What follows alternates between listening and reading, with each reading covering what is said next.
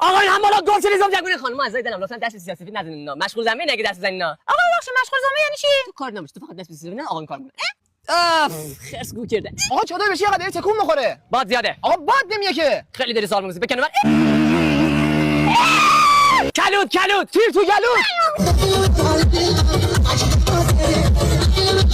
آقا ما ریدم توی توری که آوردی اینجا کجای ما رو آوردی ما هم ریدم تو دهنت آقا مطمئنی راهو داریم درست میریم احساس میکنم گم شدیم آقا نه بابا ما کارم هم یه جنگل کف دست بلدم میشه کف دست ببینم آقا من اصلا بهم خوش نمیگذره اینجا وای به خوبی بهم نمیده کل بساط رو جمع کنه خانم خوشش نمیاد جابجا میشه آخه بلود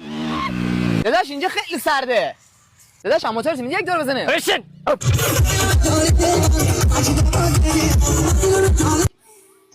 اقدام من تو دل طبیعت بود چوس گاویه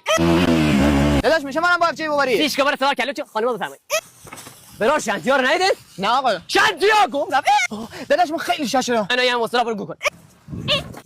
به نظرت با این حرکت آتیش روشن میشه فکر نکن جایی که افتی نمیره پراید میره آقا دلم کن آقا من شماره بزن بود دوستایم که باشن اومدی هیچ نگو دو روز دیگه تور خفن دینه مامان ببرم آقا اینا چیه اینا موزه پس چرا دراز نیست خیلی بد گفتی داداش این چیه قورچ اینا ما رو پیر کردن باز می آوردن طبیعت بیشتر هم کاری میگن هم 26